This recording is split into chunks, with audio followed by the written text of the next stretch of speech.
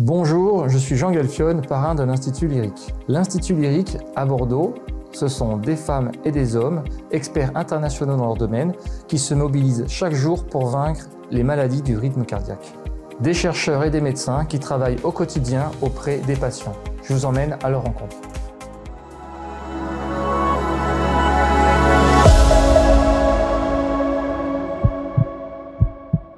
Aujourd'hui, nous allons à la rencontre du professeur Frédéric Sacher, qui est cardiologue et électrophysiologiste. Il fait l'interface entre la recherche et l'application ici à l'Institut Lyrique. Frédéric, merci d'être là et de répondre à mes questions. Alors toi, tu es cardiologue et électrophysiologiste. Alors du coup, en quoi consistent les interventions que tu pratiques? Merci beaucoup Jean. Donc, il y a différents types d'interventions. Un, c'est de mettre des prothèses soit intracardiaques, soit sous-cutanées. Ça, par exemple, c'est un holter implantable. Ça permet d'enregistrer le rythme cardiaque 7 jours sur 7, 24 heures sur 24.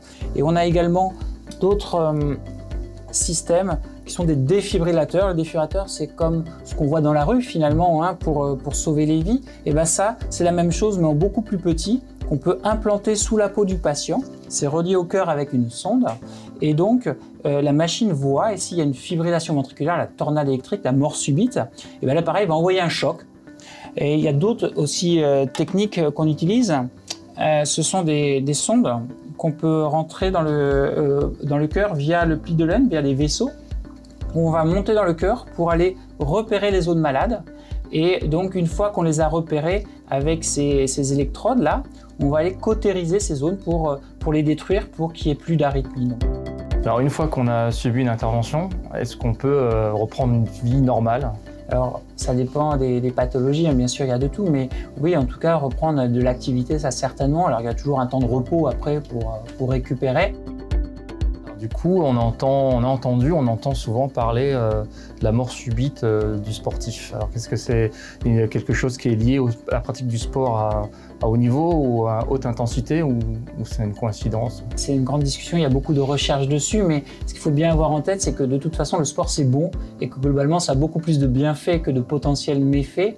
Alors, il est vrai que certaines maladies, lors d'efforts intenses, de décharges d'adrénaline intenses, peuvent provoquer des arythmies, mais en règle générale, au moins d'avoir pratiqué une activité physique à un niveau d'entretien physique, c'est de toute façon toujours bénéfique et il faut tendre vers ça.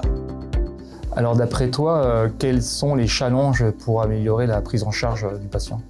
Il y en a plusieurs. Un, ce serait de simplifier nos interventions parce que pour l'instant encore, ça se passe dans des centres qui ont de l'expérience. Donc on travaille beaucoup pour identifier mieux les cibles, simplifier les procédures. On a développé des systèmes avec l'imagerie. Il y a d'autres types de challenges dans d'autres pathologies, par exemple dans la mort subite. Pour l'instant, malheureusement, c'est encore considéré comme une fatalité et pour nous, il n'y a rien de pire que de recevoir un patient quand il y a déjà eu 2, 3 morts subites dans la famille et qu'il ne s'est rien passé.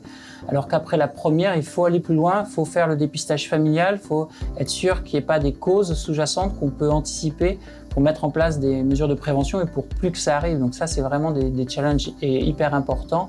Et je dirais que le troisième point, c'est le développement de la télécardiologie, de la télémédecine. À l'heure actuelle, on suit plus de 6000 personnes par télésurveillance et c'est vraiment des pistes qu'il faut continuer à améliorer pour un meilleur suivi et le plus simple possible pour les patients.